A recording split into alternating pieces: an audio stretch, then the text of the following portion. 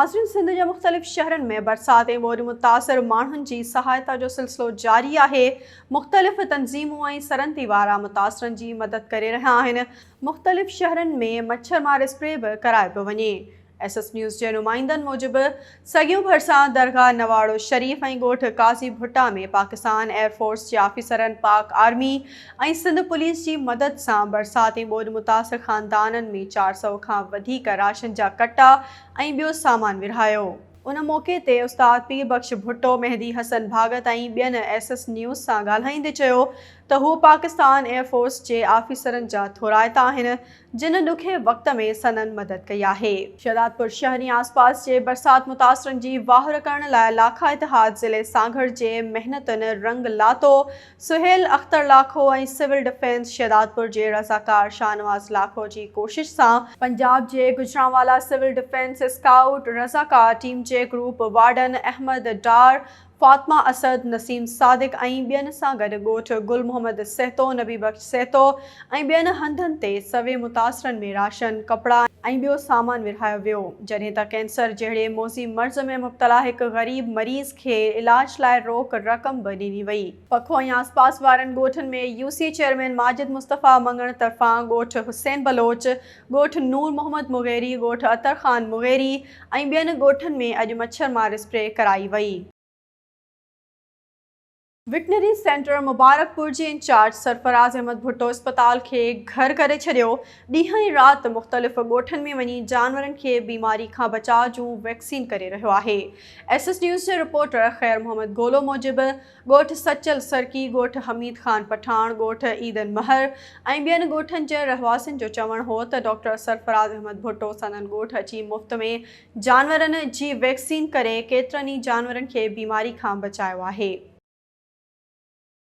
Town committee दौड़ ward 2 रज़ाबाद जे इलाइक़े ॻोठ अता मोहम्मद वासवाणो 1.5 महीने खां बरसाती पाणी जे घेरे में हुजण सबबि रहवासी अज़ाब वारी ज़िंदगी गुज़ारण ते मजबूर आहिनि।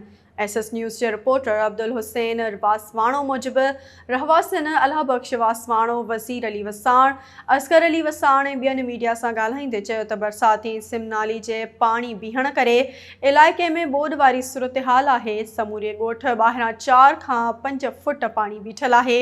हुननि चयो त काफ़ी घर ॿुॾण करे रहवासी लॾ पलाण करे चुका आहिनि। गंदे पाणी में मुसलसल अचवञ करे चमड़ी जी बीमारी तोड़े मच्छरनि जे आज़ार सबबि मलेरिया मुंहुं कढियो आहे। हुननि चयो त 1.5 महीनो गुज़रण बावजूदि कंहिं बि चूंडियल नुमाइंदे राब्तो न कयो आहे। पाणी निकाल करे रस्ता बहाल कया वञनि।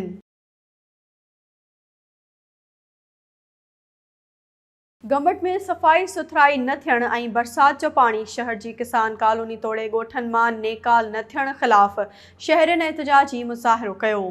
SS न्यूज़ जे रिपोर्टर मुरीद टांवरी मूजिबि शेख चौक ते शहरियुनि असद शेख जी अॻवानी में एहतिजाजी मुज़ाहिरो कंदे चयो त AC मुख़्तियारकार पब्लिक हेल्थ इंतज़ामिया ऐं म्यूनिसिपल कमेटी शहर में सफ़ाई सुथराई न कराए सघिया आहिनि ऐं न ई वरी बरसात जो पाणी नेकाल करायो वियो आहे। हुननि DC ख़ैरपुर ऐं ॿियनि वसवारनि खे अपील कई त नोटिस वठी शहर में सफ़ाई कराई वञे ऐं बरसात जो पाणी नेकाल करायो वञे। बाढे में GDA अॻवान आदिल अल्ताफ़ हुसैन उन्नड़ मुख़्तलिफ़ ॻोठनि जा दौरा कया ऐं मुख़्तलिफ़ बिरादरियुनि जुणे जा संचराणी कोरी ऐं ॿियनि ताज़ियतूं कयूं।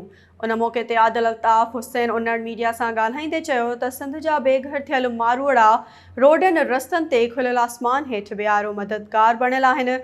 सूबाई तोड़े वफ़ाक़ी हुकूमतुनि खे आलमी फंड मिली चुको आहे, पर हुकूमत कंहिंखे कुझु नाहे ॾिनो।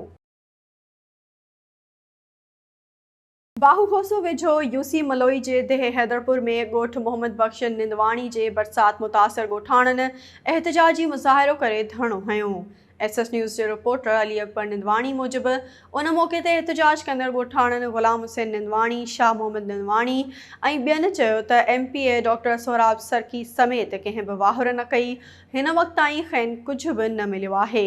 हुननि चयो त रस्तनि खे लॻल कट बंदि न थियण करे बीमार मरीज़नि खे इलाज लाइ अस्पताल बि न पहुचाए सघिजे। पाणी नेकाल कयो वञे त जीअं कणिक ऐं सिरह जी पोखाई वक़्त सिर करे सघूं।